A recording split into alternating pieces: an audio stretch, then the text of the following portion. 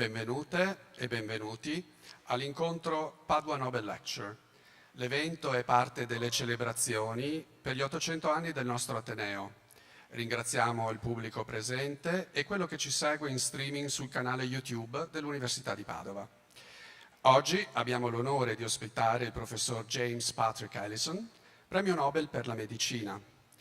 Invito a salire sul podio il professor Angelo Dei Tos, delegato della rettrice a portare i saluti istituzionali, e a seguire il professor Vincenzo Bronte, direttore scientifico dell'Istituto Oncologico Veneto, introdurrà il premio Nobel, professor James Patrick Allison, che ci consegnerà una lezione magistralis dal titolo Liberating T cells to cure cancer. Well, thank you very much. Of course, I wish to welcome all of you on behalf of Professor Mapelli, who is the rector of this university. As you may know, we are going on celebrating our birthday. It's kind of an old story that started 800 years ago. And we think it's such a privilege to have Professor Allison today with us. On my personal perspective, I'm a pathologist, and we've been working on research and diagnostic in cancer for almost 30 years now. It is an immense honor to have him. I am so happy that I can see so many youngs, I hope, people, researchers. And what you have to say, you know, the fight against cancer, you know, you get some success, many defeats. But at a certain point, a man with a vision came, and this man was James Patrick Allison. I would simply say he gave hope to cancer patients that they were hopeless. And this is something that happens rarely in the history of medicine. So again, I wish to welcome you, and I'm sure you will enjoy the talk from James Patrick Allison. So Professor Bronte, if you wish to come and introduce more properly our Nobel laureate.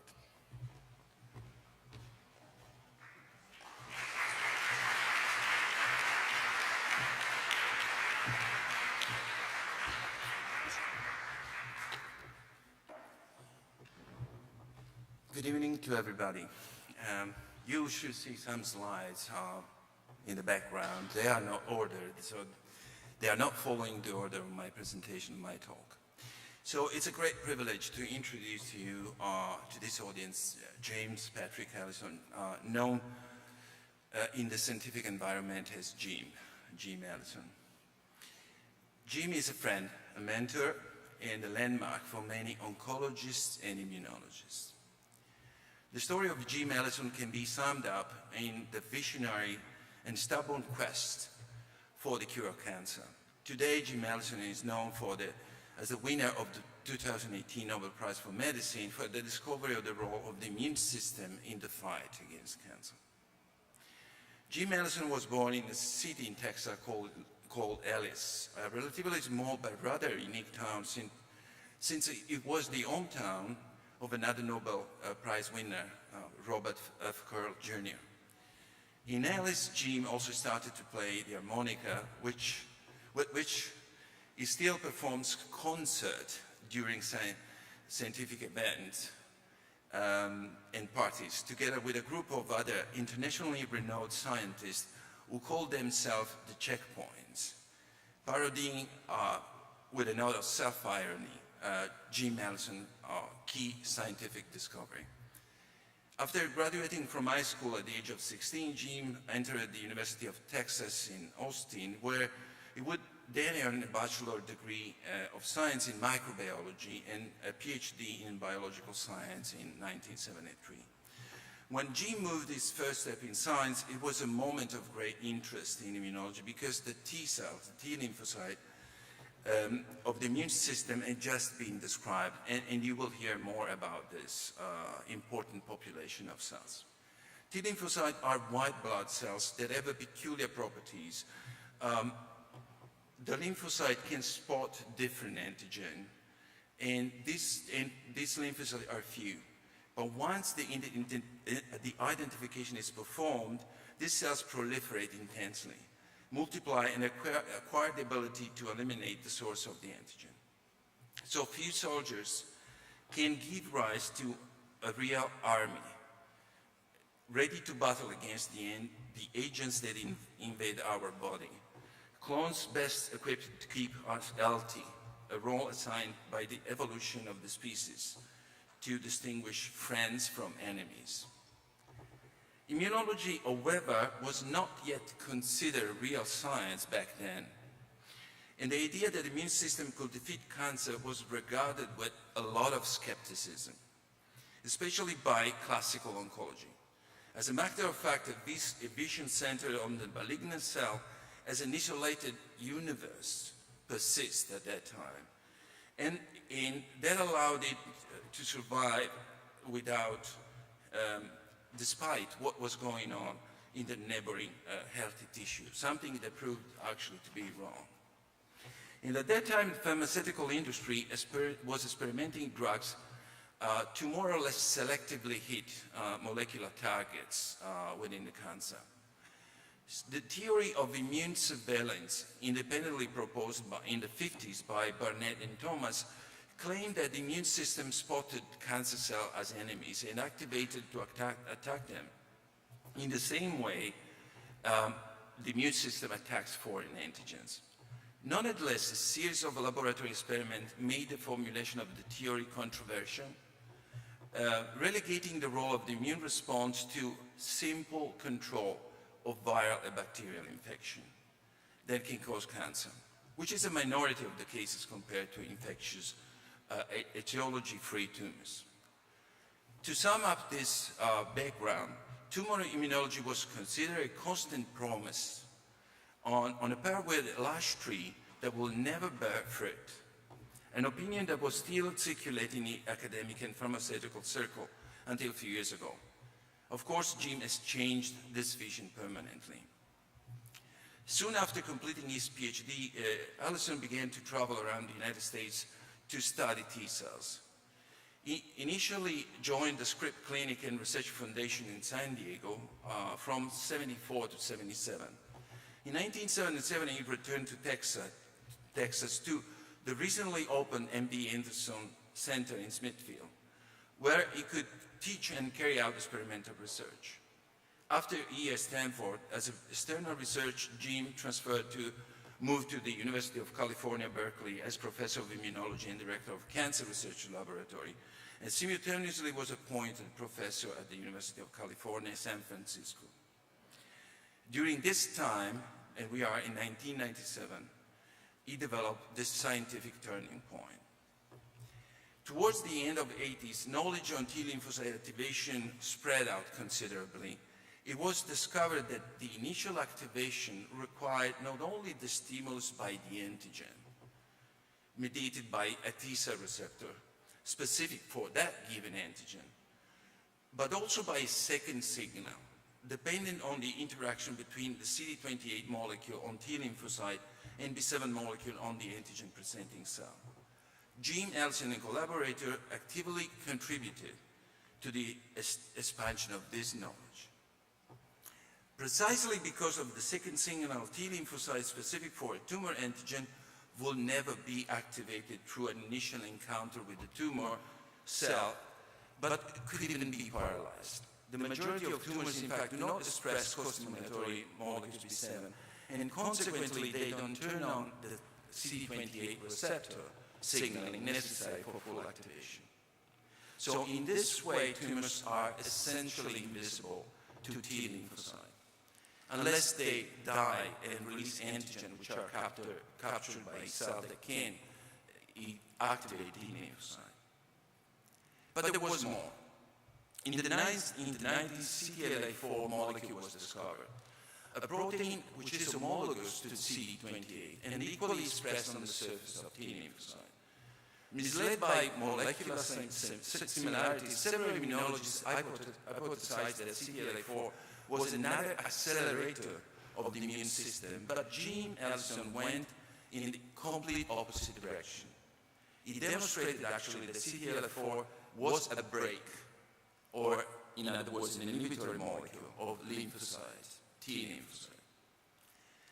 he actually discovered that the activation of T lymphocyte by the antigenic recognition and the associated co-stimulus was followed not only by the induction of genetic program of proliferation and functional differentiation, but also a parallel program of response blockade, mediated by the increased expression of the CTLA-4 molecule. A classical negative feedback for excessive stimulation of T cells. So this is the checkpoint. So in the following years, Jim and his collaborators found a way to free the T lymphocyte, and this will be explained to us in the presentation, from the inhibitory breaks imposed by CTLA-4. And you will see that in mouse models, treatment with the monotherapy comprising antibodies against this molecule, CTLA-4, could cause tumor rejection and a long-term immunity. This is the breakthrough discovery and open a way and a new way to fight cancer. Jim moved back to New York City with his laboratory, and due to its proximity to leading pharmaceutical companies such as Bristol Myers Squibb and Pfizer, and medical institutions such as the Memorial Sloan Kettering Cancer, he was able to pursue the development, therapeutic development in humans. And in fact, in the following years, he founded the immunology department at Weill Cornell Graduate School and Howard Hughes Medical Institute, and continued his research, but above all, he managed to oversee the first clinical studies with a human antibody against CTLA-4. Finally, in 2011, this antibody, which is called now ipilimumab, became the first drug in the class of immune checkpoint inhibitors approved by the Food and Drug Administration of the United States for the treatment of late-stage melanoma. In 2012, Jim returned to Texas, moving to the MD Anderson Center at the University of Texas in Houston as a professor and head of the Department of Immunology, executive director of the immunotherapy platform. Jim has become one of the most acclaimed immunologists on the planet. In October 2018, he was informed by the Karolinska Institute in Stockholm that he will share the Nobel Prize for Medicine with Tasuku Honjo of the Japanese University of Kyoto. The Nobel Prize motivation stated they understood that the immune system can be stimulated to attack cancer, and completely new therapy mechanism in fight against the type of disease that kills millions of people every year, and that is one of the most serious threats to the health of humanity. So James Allison will share with us his lecture about how to give freedom to T lymphocyte and use this to cure cancer. Thank you, Jim, for accepting this invitation.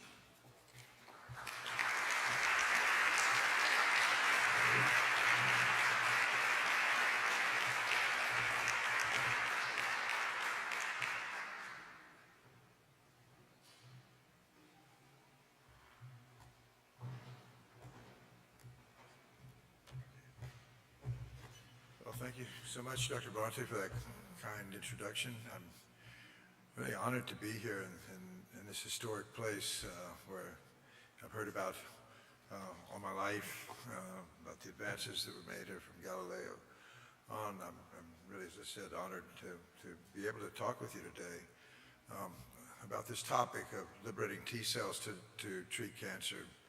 I think all of us, many of us anyway, in this room have been touched by cancer. Either of you had it yourself, or you know family members or friends that have had it. It's quite a pervasive disease that strikes everyone, regardless of who they are, what their class is, how much money they make, whatever. It's a very democratic disease.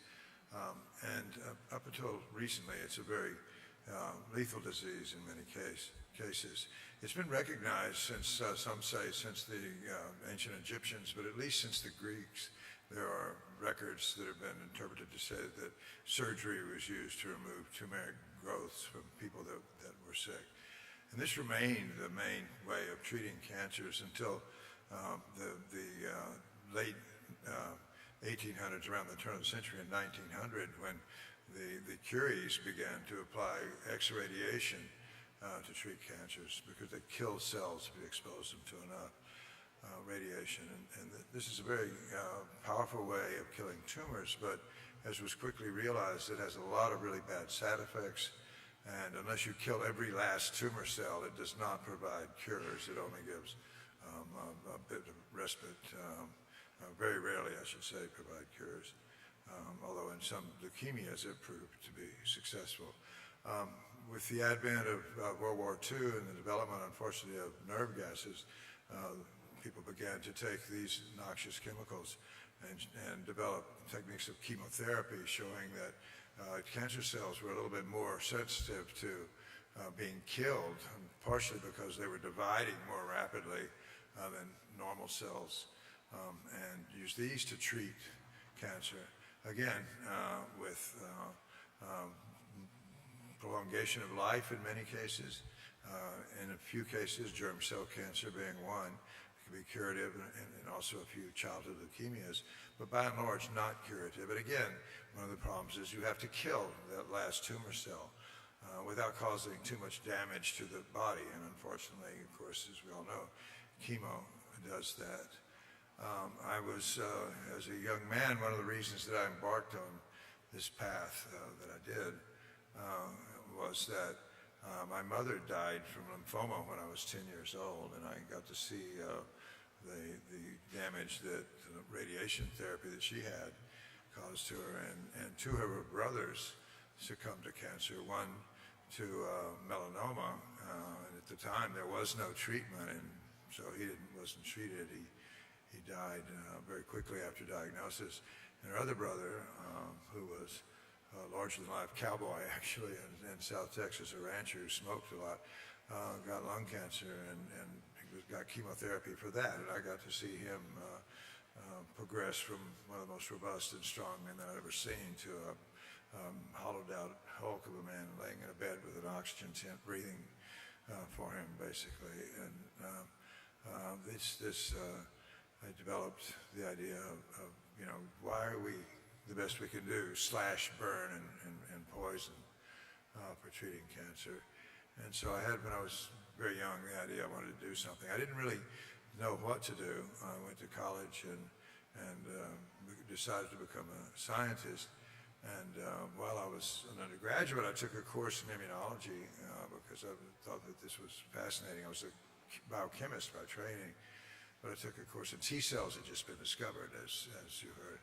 And I was fascinated by these cells. And I asked the professor, Professor Bill Mandy, I went to see him after class, and I said, this is fascinating. You talk about these cells that go through your body, they go through the blood, they go through the lymph, they percolate through your tissues, they look for things that are wrong, things that we learn later, things that are not self, things that distinguish them from normal cells, and they recognize that and deal with it and carry out functions we know now, including killing cells that are different, including making hormone-like substances called cytokines that can kill some kinds of cells, including cancer cells, and then they return to normal and apparently without causing any damage to cell tissues. And I thought, well, this is very interesting to me. Just as a budding scientist, I was fascinated. How does this work?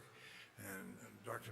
Mandy couldn't tell me. He said, we don't know anything about them. He was an antibody guy. B cells were well understood at the time, and while the actual mechanism of making antibodies, which is the way that B cells deal with foreign antigens, by making proteins that go out and find the foreign thing and clear it to the body, the structure of that and the way it worked was essentially known. But he actually told me in closing the discussion I had with him in his office in about 1968 or so that he didn't even think there necessarily was such a thing as a T cell, that it was just another kind of cell that had picked up an antibody. He was such a skeptic of it at all.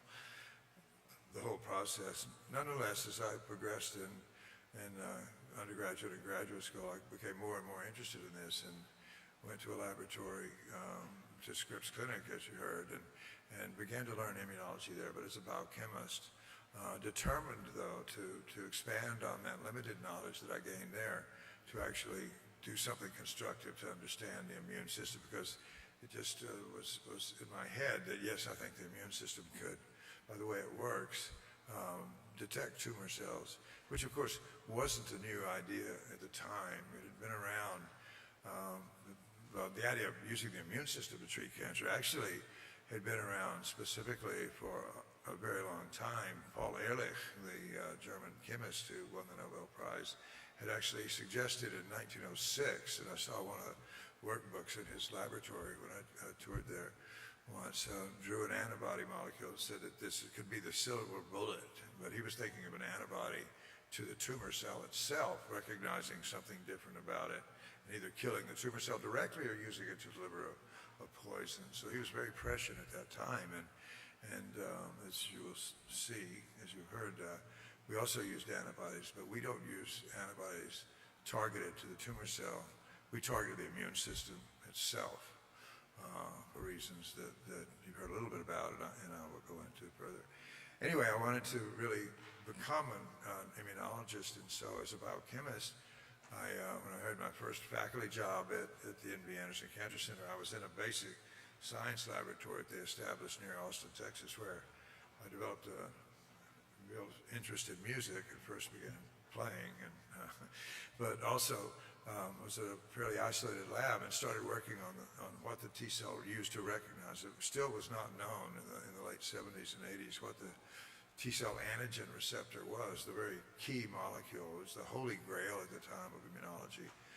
And so rather than rely on the literature, which I found at the time was contradictory, confusing, and seemed hallucinogenic at some times, that the ideas proposed were so otherworldly, soluble chains, and I decided that this was fantasy, and I sat down and did a thought experiment and decided, what I thought it should look like, what its biochemical properties would be like, be expressed on T cells and not B cells or any other cells in the body, and that each T cell, and I did it on T cell tumors, would have a unique structure on it because it would recognize something else. And so I succeeded in showing that there was a disulfide-linked molecule consisting of an alpha and a beta chain, both of which had constant regions, but from clone to clone of T cell, there were also unique peptides consistent with what you would expect.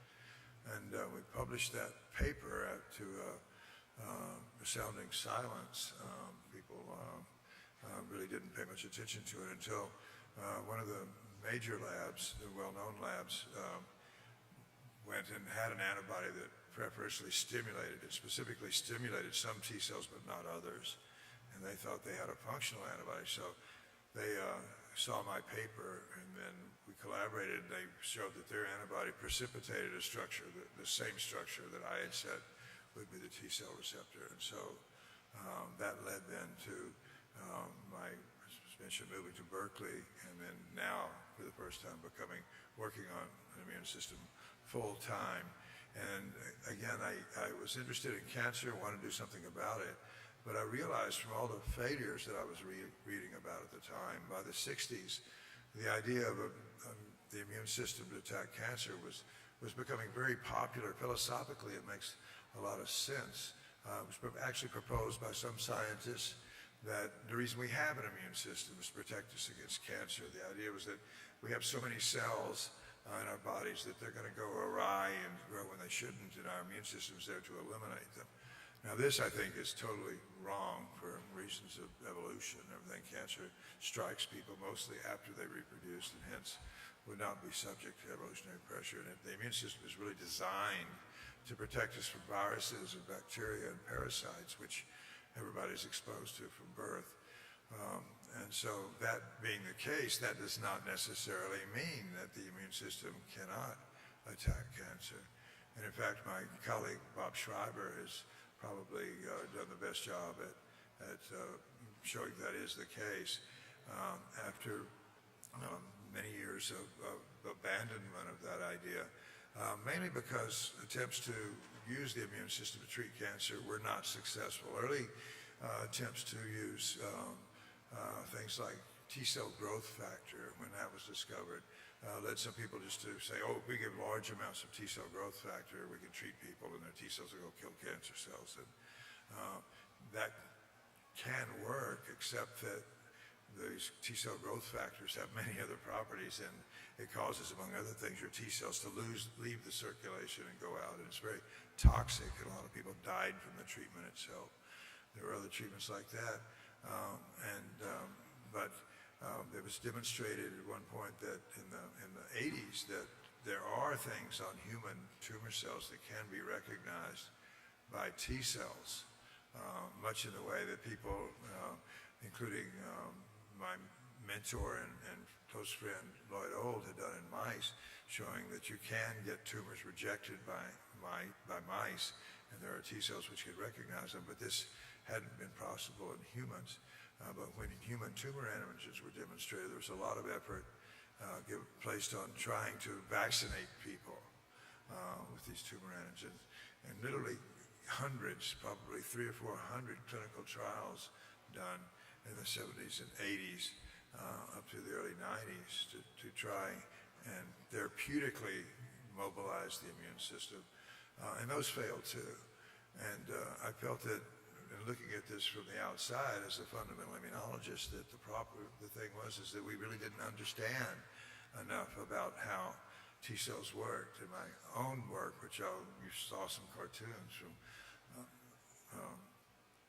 Dr. Bronte illustrating our ideas, but it's a complex process, and there are multiple steps, including steps that stimulate and steps that downregulate immune responses. And so one of the feelings we had is that once we discovered this negative signaling molecule was that those vaccinations after a certain point were really turning on the brakes. We're turning off the things that constrain T cells to keep them from killing you. And so, and I'll show you some work about that, but we decided to go, at one point, I finally thought we had enough data, we knew how this worked, we could apply it in cancer. And so what I'm going to do first is show you the result of a clinical experiment that was done in 2004 and 2006. This is a patient, this is very personal to me. I know this patient now. She was a 22-year-old woman, had just finished college, had just gotten engaged to be married, had some exhaustion, was tired a lot. I went to see her physician. And it turned out she had metastatic melanoma, stage 4 melanoma. She had 31 metastases in her lungs, as you can see here. The right panel actually shows what happened after she got a single dose of ipilimumab. But anyway, when she was diagnosed in 2004, 2005, with her lungs like you show on the left, she got 2 different chemotherapy regimens. They failed completely. Oh, they're making me sick. She also had a metastasis in her brain, which you can see here on the left side. She got radiation therapy for that. It completely failed. And so she was hospice bound. And the doctors told her she had very little chance of surviving. Dr. Jed Walchuk, who was her physician, put her on one of the first trials of ipilimumab while I was at Memorial Sloan Kettering, and her tumors disappeared. After a single round of treatment, which was 3 doses of the antibody, they completely disappeared. And actually, it was such a rare finding that when he got the pathology reports, and the pathologist called him and said, "I think there's a mistake, because 6 months ago she was loaded with tumor, and now there's nothing. Are you sure you got the right, the right slides to show you sure this is the right patient? I've never seen anything like this before." Nonetheless, she was completely cured of her disease. That was in 2006. And this was her in 2016. She's grown up now, married. She's had 2 children. They're now in their teens. I saw her last year, and she's still doing fine, living a life. In fact, she became, as I said, a good friend and went with us to Stockholm when I got the Nobel Prize. In any event, that shows what can be done. At the time that there was a trial after this, I'm not going to show you all the details. It's just curves on a piece of paper. It can be pretty boring. But in 2011, the situation with the disease that she had, stage 4 melanoma, was that 50% of patients were dead within 7 months of diagnosis.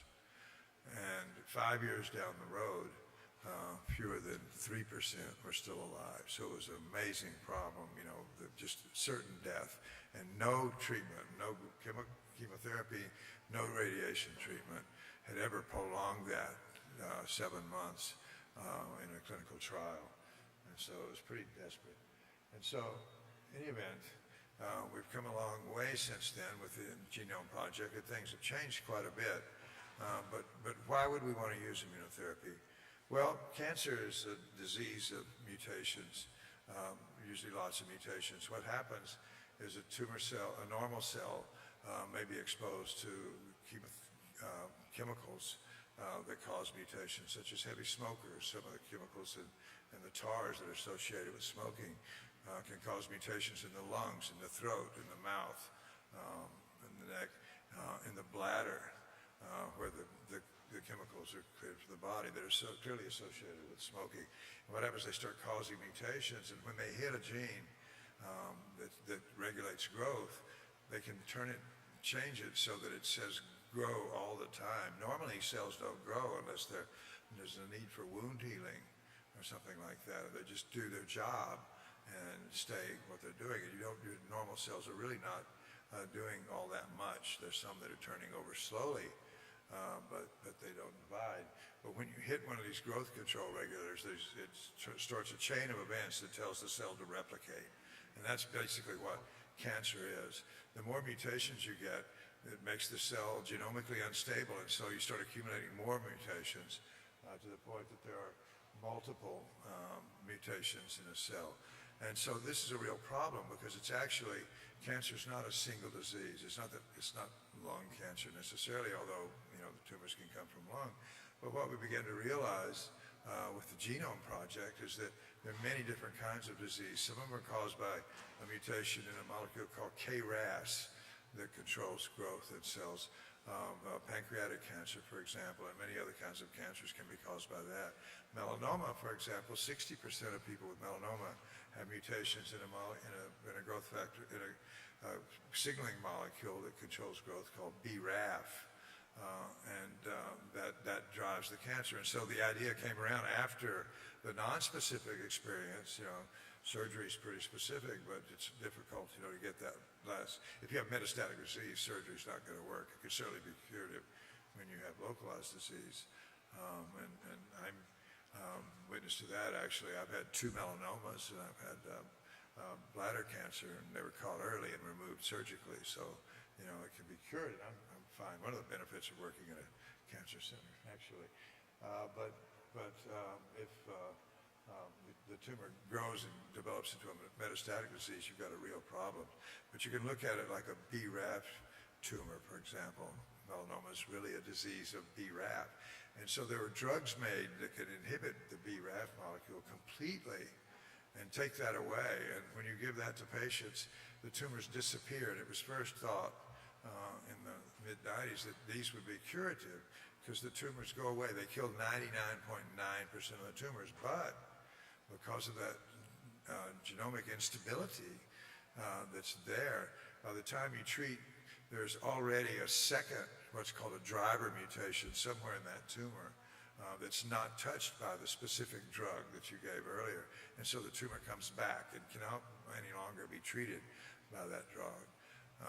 This has been studied quite extensively in melanoma, and it's been shown that there are 13 different ways at least that a melanoma cell can escape treatment with even the perfect BRAF inhibitor, and because of this multiple driver problem that you have. And so targeting any single mutation, you know, as I said, does not lead to cures.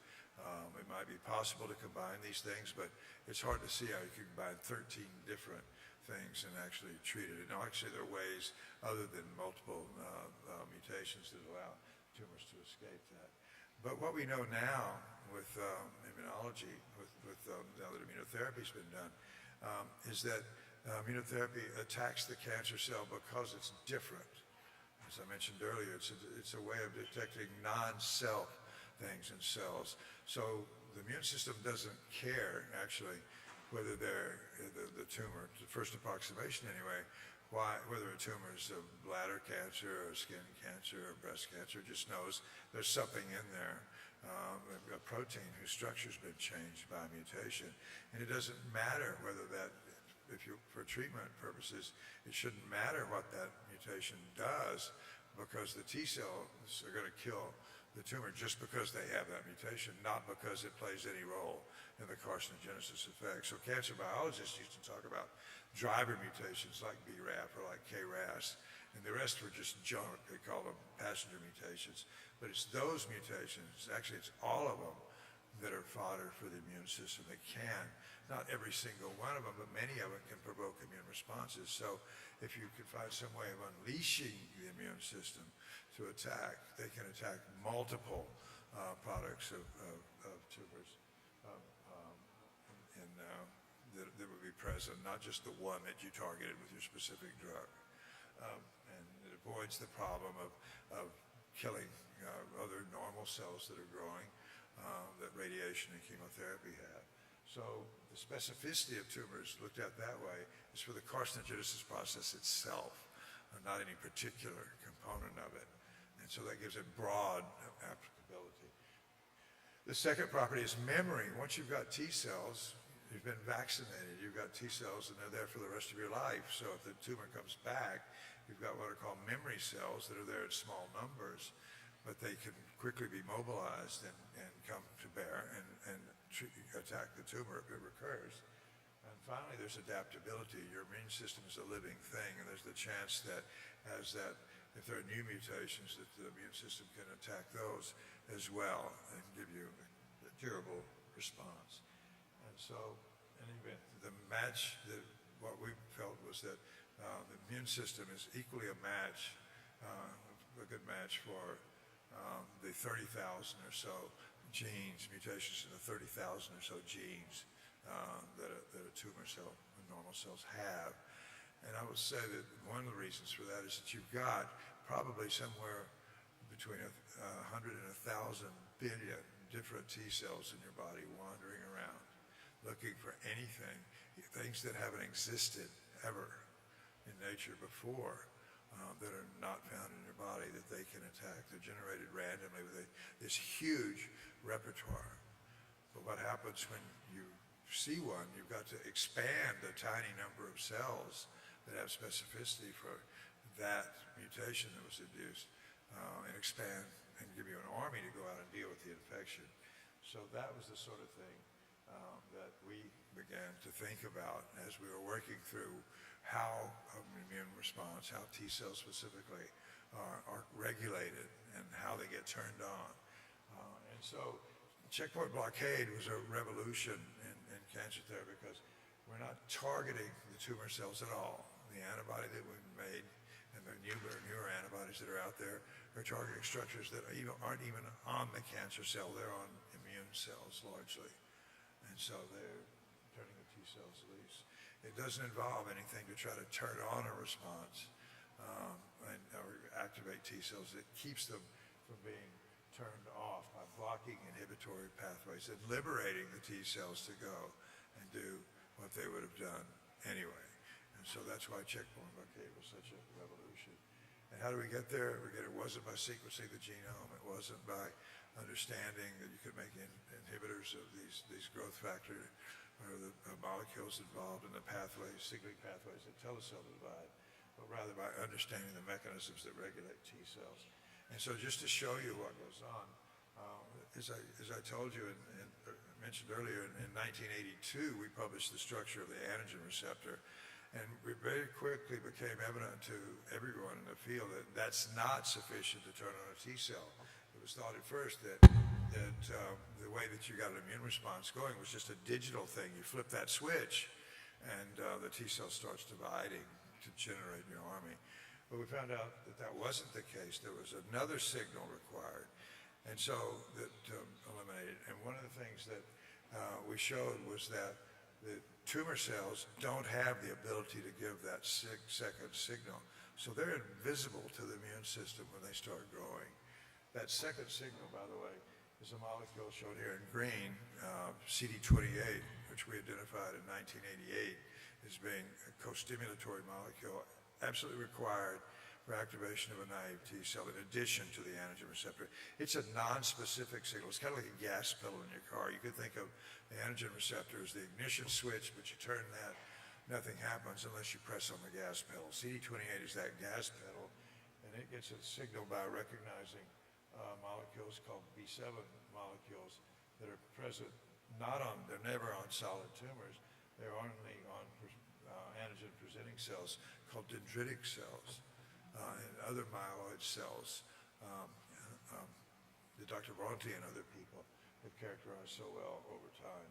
And so the only way you start an immune response to a T cell response to tumors is when the tumor gets so large it dies. Either it runs out of food supply or oxygen or something and starts dying. That causes inflammation. The dendritic cells come in, gather up pieces of the tumor cell, redisplay them on their surface in the context of those other signals. Those give the T cells the signal to amplify, generate the hundreds of thousands of cells that you need to go out, swarm through the body, look for the tumor, and kill all the tumor cells.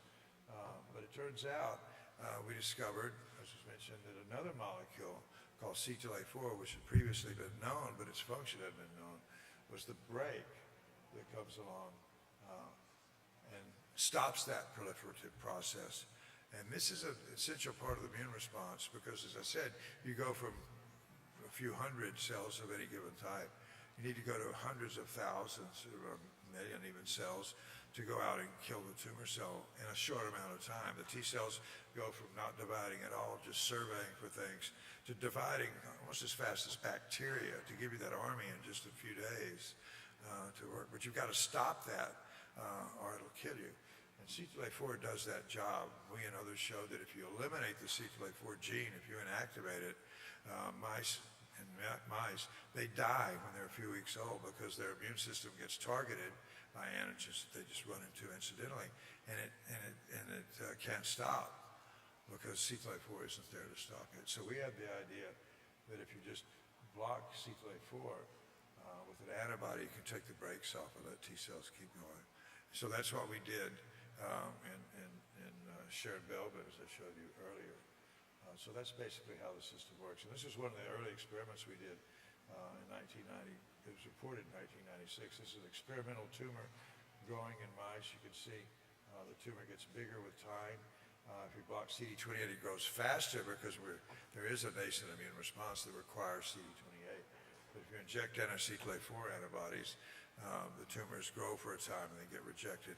And those mice are permanently immune. You can give them the tumors again and again and again for the rest of their lives, and they never grow in them. So that's what led to the development then of ipilimumab, which is the first antibody to target these. And so this was a follow-up experiment. As was mentioned, it was approved by the Food and Drug Administration in 2011. And since then, hundreds of thousands of patients have been treated. It's readily available to any doctor. But this shows an early study of about 5,000 people that have been treated, for which there was 10 years follow-up. And you can see at about 3 years, the survival curve flattens out, and people do not die from the cancer anymore after about 3 years. And at 10 years later, 22% of the people are still alive. They're basically cured. And we can, I think, use the word cure with these patients because I know several of them. Sharon is now 17 years out from her therapy. There are patients from the phase 1 trial that are now 21 years out from the treatment. So these people, that's not a rare occurrence, it's a regular one. As we were doing this work, Dr. Hanjo found PD-1 was another checkpoint blockade. I won't go into it, but it works slightly differently, but the same idea. It keeps T cells going that would normally be turned off. And when you add those two, I'm not going to show you the data, but the survival there is about 60% or so at 7.5 years, which is when a big trial was done there. So now we've gone from a lethal disease, which fewer than 3% were alive at 5 years, to a place where 58% of this one trial are alive at 7.5 years. And there's no reason why they aren't going to be alive 10, 15, 20 years later. So with that disease, we've made a lot of progress. But it's not just melanoma. It works best with tumors that have a lot of mutations in them for reasons that might be obvious, but also many other cancers as shown here. So these are drugs, these are cancer types for which antibodies to immune checkpoints, in this case it's all CTLA-4 and PD-1, have been approved by the FDA. And so these diseases can be treated with checkpoint blockades with a prescription from a doctor in the U.S., from many doctors. So as you can see, it's lung cancer, kidney cancer, bladder cancer. The response rates there in those, though, at this time is somewhere 20 to 30%, not up to 58%, as is the case for cancer. So we've got a lot of work to do. I can say glioblastoma and pancreatic cancer really have not proven particularly useful, we think, at least in part because there are other cells other than T cells. It's even more complex than we thought, present in the tumor mass that can inhibit the ability of T cells to carry out their function. Another sort of checkpoint, if you will, and we need to find out some way to liberate the T cells from those. And so what we need to do is much more basic and mechanistic discovery to allow these by finding out more checkpoints that may work in different ways, other cells in the microenvironment that might inhibit T cells, and moreover, to start to combine them with the other pillars of cancer therapy, which, as I said, were surgery, radiation, and chemotherapy. And immunotherapy is unique because since it starts with killing tumor cells and causing inflammation, it can be used in combination with all the rest of those to actually obtain cures in cancer. And this is one thing that we at an institute that we're setting up in Texas are going to try to do in part. First, continued research into basic immunological mechanisms, not just T cells, but other inhibitory cells, plus began to study the mechanisms of chemo and radiation and these targeted therapies and surgery as well, which is shown by Dr. Sharma, who's here, to actually be prime immune responses in some way to make them susceptible to increase the responses increased by checkpoints. And use these conventional therapies in ways that are not toxic, because you won't have to use them in a way to try to kill every tumor cell. You have to use them in a way that will just kill enough to prime an immune response and use the immune response to take it out. And so with that, I'll finish, and I'll just say, the word cancer cure 5 years ago, really, it was hard to use with cancer. Now I can talk about it without any sense of irony or any sense of being overstating it at all. For a fraction of patients in some kinds of tumor, not all. But our job now, we know we can do it in a fraction of patients. We know we can do it in melanoma in particular, and these other cancers that I told you. We know we can cure a fraction of those patients. So our job now, and those of you in the lab, and sorry, in the audience that might be students, is to help us do that by hard work, finding other checkpoints, finding ways of combining conventional therapies with it, and come up with combination therapies that will be curative for as many people with cancer as we could possibly do it. And I'm very optimistic that we're going to continue to make strides in this area in the near future. And so I think I'll finish there, and I'm very glad to. I'll just mention that there are a number of molecules that we know that are possibilities for checkpoints that we need to study. But this is our goal now. This is what we've been used to in cancer therapy oncology for the last 3 or 4 decades, and that's to take a large number of patients, treat them, see if we can move the median survival over. But CTLA-4, ipilimumab, did what's shown in the green line for the first time.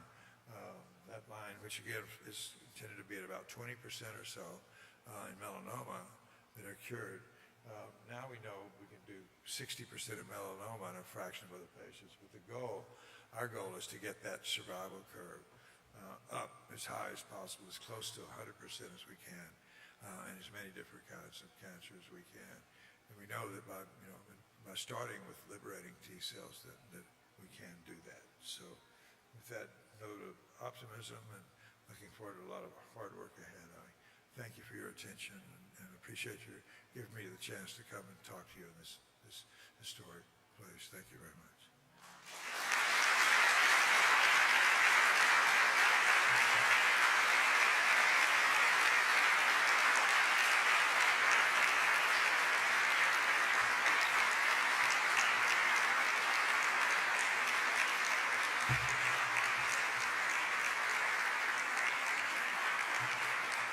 Now I believe we'll have some questions.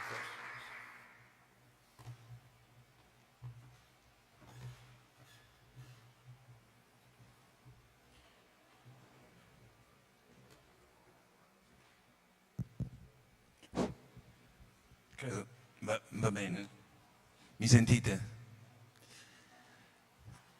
Jim, thank you very much for this lecture. And again, thank you for coming here. It's a great honor and pleasure. And you know that the main theme, the thread of this series of Nobel Lecture in the main theme for the celebration of the 800 years is liberty and freedom. And you have explained to us the importance of making T-cell free to have such a response. And now you gave us a wonderful explanation, which is coming from the knowledge we have now. But what convinced you about all the options back then in '96 that this was the main strategy, the winning strategy? Because you could activate T cells, you could, you know, you said people were giving thousands, millions of cells or thinking about vaccines. Why, of all the things, you thought about making T-cell free? What convinced you? Well, thank you very much. There's no real simple explanation for that, but one is that I thought that, as I mentioned in the talk, some of these were done before there was sufficient understanding of what they were doing. I mean, the notion of, we know now that things like T-cell growth factor and other things work over a distance. You know, they work if a cell produces them and affect the cells around them. If you give those to the whole body, there's going to be things that happen that, you know, you don't want happening, you know, necessarily. So I thought that was just not a good thing to do. And I guess I was just so taken with T cells, I realized the problems along the way and tried to solve them, developing data. But the main thing was the data. After we had the initial experiment of the sort that I showed you, we looked at many different kinds. Of course, the prediction of the model that I showed you is that this ought to work in every cancer. It could be the universal cancer therapy because you're not treating the cancer cell. So we did virtually every experimental model in mice that we could get our hands on. The strain of mice that we used didn't matter. We could still do it. The tumor type mattered some, though. This is when we got an inkling it wasn't quite as simple as we thought, because some of the anti-CTLA-4 antibody did not work on. We'd have to add a little radiation, a little chemotherapy. Sometimes we used vaccines, but by the right combination, we didn't find a mouse tumor that we couldn't cure. And the problem then was to liberate thinking, because there had been so many failures of immunotherapy that the predominant, most oncologists had just abandoned the idea. And when we were first doing this work, there was a lot of opposition, because everybody said, oh no, you need to sequence the genome and treat the lesion, the genetic lesion that's causing the cancer, and that's the way you'll do it. And they weren't open to any other thought. I don't remember if I mentioned it in the talk, but it took me almost 4 years. I was at University of California at Berkeley, which has no medical school, has no hospital, has no way of taking it from the mouse models to the next step. And I was really frustrated because I'd done everything we could do in models, and I wanted to take it to the clinic. But nobody, the companies would say, oh, well, that'll never work, that'll never work. And this is what I think was the second aspect of freedom here, was the freedom of bias and ignorance, really. I mean, everybody says, oh, that'll never work because it never has. Well, I'm a scientist. A scientist doesn't ever believe that nothing will ever work. You know, there's something that'll work if you just do it right. I mean, that's what we're doing. That's the way we make our living, is looking for new things, looking for hopefully things that help mankind, new knowledge. And we had that, and it was frustrating because I would talk to people about it and say, look, tell me something. You want to criticize me? Do it. Find something wrong with my data. But don't tell me that it won't work because it never has. That's stupid.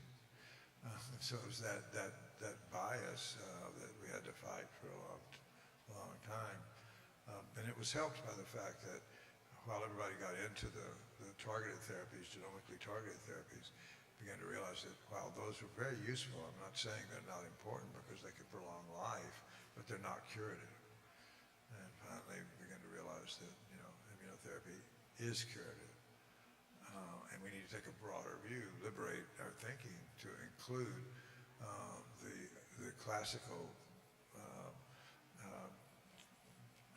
things in common. I want on what you just said, because now things have changed, and then research in medicine is receiving much more attention from companies nowadays, right?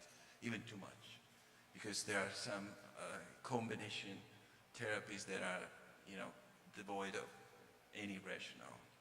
This is, some experts suggest that this may be a potential limitation to scientific freedom. On the other hand, we all recognize, we all are aware that we need a lot of money in order to do clinical trials. So something that no academic environment can do. How do you imagine the future, a positive way of, bridging the two realities? What's the best way?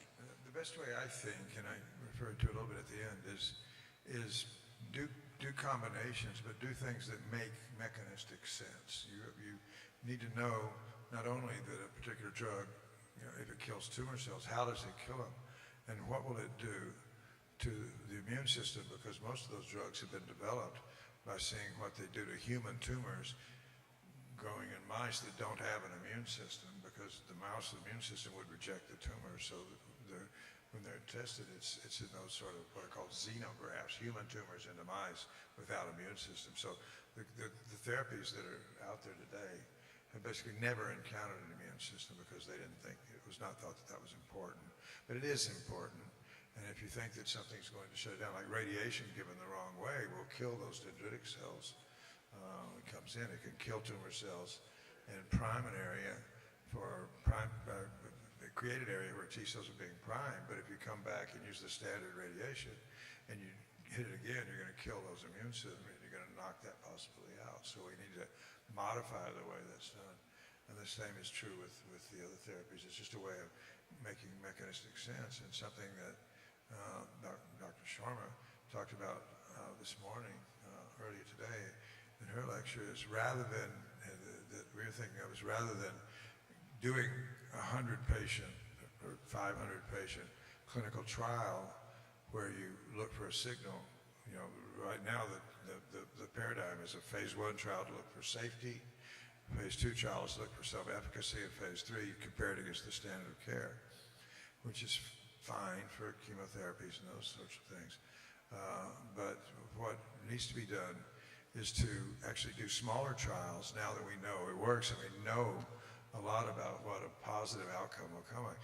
Sample the tumor itself after you started the therapy with your compound, whatever it is, and then study it with the new analytical techniques that are coming along, new ones every day that enable us to measure in gene expression in individual cells, and see what's going on. Does it look like it ought to look like?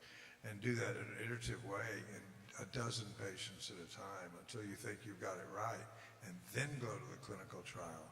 That way you can turn things around in a few months rather than years, and move it much more quickly to an end where you start off what's called de-risking in the trade, but just where you've got a better chance of things working.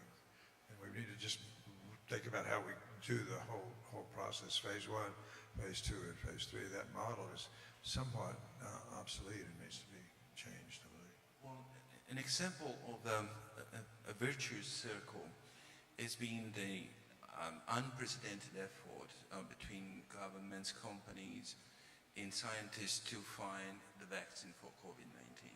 That's something we have never seen before, right? And was extremely successful because the vaccine, no matter what people think, has prevented severe disease. And I personally believe it has prevented the spreading of the virus, no matter what we think about.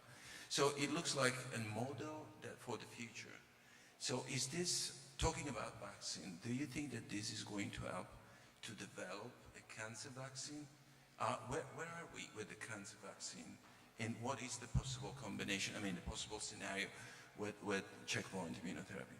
Yeah, I think that now cancer vaccines are a real possibility and are being done. And I think that the success of the COVID vaccine demonstrates how well it can be done. But of course, we want to do it in a way to treat people that already have cancer, not prevent them, at least for now, that are already treated. But the sequencing is becoming so fast that it's getting relatively easy to sequence the genome from the tumor, from the patient, take a biopsy, sequence the genome, compare it with normal cells, look at where the lesions are, and then there are algorithms which we have enough experience to know which ones have the possibility of being recognized by the immune system. And then we used to think of making peptides, which is what the T cells recognize, but now I think the possibility exists of just making, which can be done very rapidly in RNA vaccines, like I said, just pop that sequence of the gene into those vaccines and start vaccinating. And we still need to learn how to vaccinate properly. We don't know how to do that therapeutically, but I think that we've learned a lot from COVID that's going to speed that along. And I think the possibility of preventative vaccines are possible too. We know that these mutations are essentially random, so we can't really, end up different, even in the same kind of cancer. Although there are some that repeat, but on the other hand, there are certain people with Lynch syndrome, for example, that have polyps in the colon are very high risk of developing colon carcinoma. It might be possible to identify antigens early on in premioplastic cells because they're going to go through the changes in a predictive way of vaccinating them, or BRCA1 and 2 mutations in both men and women that can cause cancers. If we can find something there, we don't know that yet. I'm just speculating, but it might be for people at high risk. We could actually have preventative vaccines that would get your T cells ready for the... You alluded to the possibility to personalize the vaccine, right?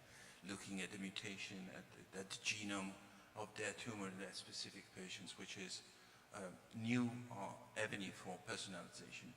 But thinking about your last slide, and something we discussed this morning in the workshop, you have a number of checkpoints. It's not only CTLA-4, PD-1, PD-L1 axis, it's more than that. Right. So do you think that with this new technologies and the advancement, we are going to have a personalized checkpoint therapy? Yes, and something that we found through the immunotherapy platform, which is a laboratory that Dr. Sharma runs, I help with at MD Anderson. We found, for example, there is a checkpoint called VISTA that she talked about today that is found in prostate cancer after it's been treated with anti-CTLA-4. So that is the key here, because when you start the immune therapies, the tumor cell and the immune system change in response to that to try to turn them off, because the immune system has to be so delicately regulated to keep it from killing you. There's always going to be new negative things kicked up when you take some away. But anyway, VISTA, for example, is one you see in prostate cancer, but so far we haven't seen it in melanoma. So there's a difference. But it may also be that just because of some of the properties of tumor cells in individuals, that there will be individuals that are just in some people. We don't know that yet. We don't have enough data, but I would not be at all surprised. The key in any case is to go in and get a biopsy after you start your therapy. And with PD-1 and CTLA-4 are quickly becoming the standard of care. That's that combination that is largely going to be used for all cancers. They're the most important ones, central ones. But you'd add reagents for the other ones, in a personalized basis based on a biopsy after initiating therapy. I have one last very general question before asking the audience for questions. How important is freedom in science? Well, it's absolutely important. I mean, we can talk about in the U.S. We currently have have had regular cycles, we have attacks on the teaching of evolution, for example, for reasons that I don't completely understand, but I've debated people who wanted to require teaching of creation science, whatever it is, and you know, it's really incredible. Those things, they're not helpful, they're not useful, they're not really scientific constructs, but if you say that, certainly if you say you can't teach evolution, then the ideas of you know, selection ideas, how a tumor cell escapes the immune system, you know, you couldn't teach that, you know, and that's just, I mean, it's suppressive, it's wrong, and it should not be allowed. And also something that's a little bit harder, I think, that I experienced was the censorship that's self-imposed by scientists when they think, oh, the current status quo is the way it's always going to be. We just fiddle around the edges with that, and there's not going to be any advances. If you do that, there are not going to be any advances if that's the way you continue to look. And so we have to have an environment where people are just open to think and to work and use their own minds and try to make the big advances, you know, without assuming, certainly assuming we don't know everything is the right place to start, and that we have to be open and, you know, challenge new ideas for sure. That's part of the process, but not reject them out of hand and say they'll never work. I mean, we've got to, you know, open the scientific, I think, by not regulating what you can teach based on religious reasons or any other, but also try to convince other scientists to be more open-minded about things and free people up to do what, you know, will withstand the challenges. One of the things I teach my students is when somebody says, I ask the student, they present data, I say, what does this mean? And they say it, and I tell the other students, okay, can you find another explanation for that result? And, you know, we challenge, you know, and can you explain that with existing knowledge? You know, or is there another possibility? And that's how things move forward, and you have to be able to do that, not just in biology, but across the board in science if we're going to get anywhere.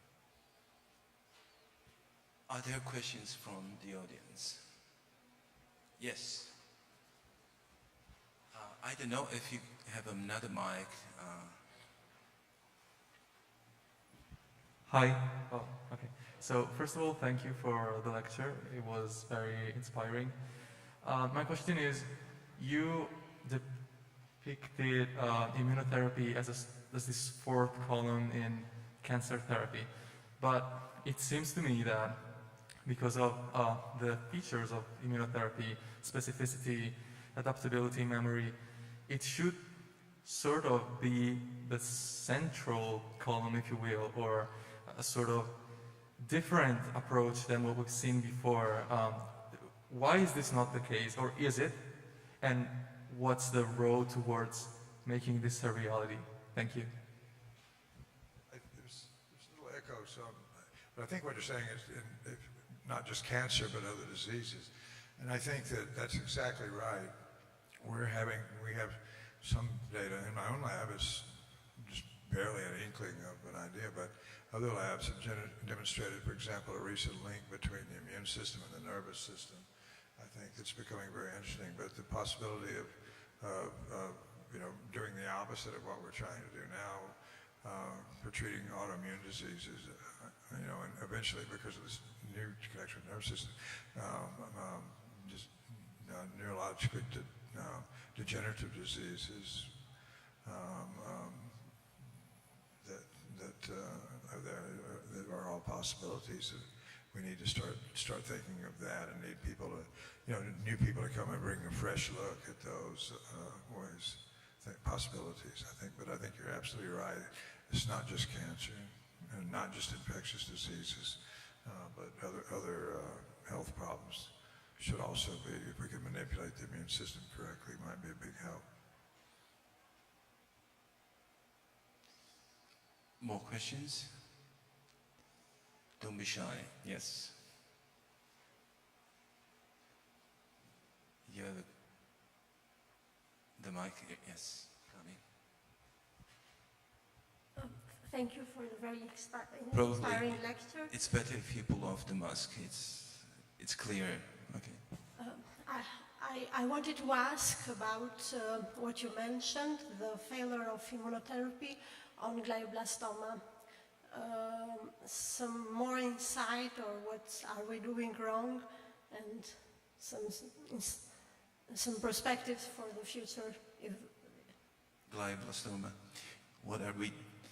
Why in glioblastoma the immunotherapy is not successful? What are we missing? Why doesn't it work when it doesn't work? It's because we still have we don't have a complete knowledge of the immune system and how it's regulated. The myeloid cells that I referred to, for example, thinking about it a simple way, they exist in part to help with wound healing and protect damaged tissue. In some cases, they try to protect a tumor, I think, and shut down immune responses that might be destructive. And we need to know how to manipulate that. And one of the things we're learning in the immune system as well as in myeloid cells is our tendency, as humans, the way we think is to put boxes here and say there's this type of cell, this type of cell, this type of cell. But with newer techniques of single-cell RNA sequencing, for example, we realize that cells can change very fundamentally what they do depending on their environment. There's a kind of T cell, for example, that goes into adipose tissue, and when it resides there, it changes its genetic program so that it looks almost like an adipose cell. And, and that has some importance to it. Probably, we don't know yet, but what we know is these myeloid cells, for example, can either inhibit or promote immune responses by just changing a few genes that they express. And we don't understand how that's controlled. We certainly don't want to just kill them, as some people have tried. That's almost always bad. We think they're the enemy, so we kill them, except they can be good if you could just change what they're doing. And I think that's the next frontier, too, is trying to understand that and realize that biology very often isn't quite what we think. In textbooks, you see this type of cell, this type of cell, this type of cell. But really, it might be more of a continuum where the cells just do whatever they have to in a particular set of environment, particular kind of environment to accomplish what the body needs done. They may get it wrong sometimes and help the tumor, but we've still got a lot to learn. We still need to do fundamental studies in how immune systems are regulated to get there. There's a lot of work to be done. So, other questions? If not, I think it's about time to end this session. And again, to thank James Allison for being with us. And I don't know what is in the program next. This is the end of it, right? So I thank you all for your presence, and especially the young who are here. You are the majority, and I hope that you will be the future scientists addressing some of the questions we have not answered yet.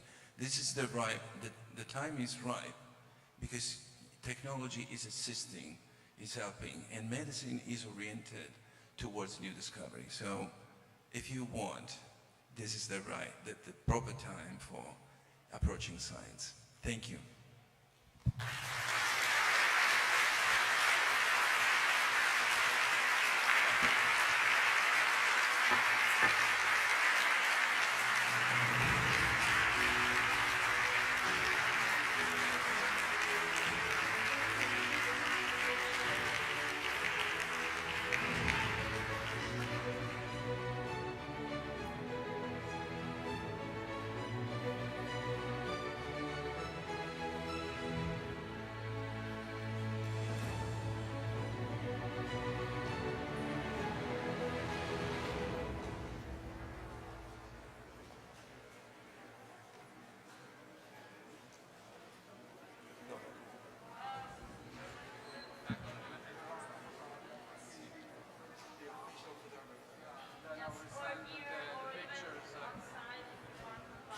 Maybe the same one you... Probably it's better with the... Okay.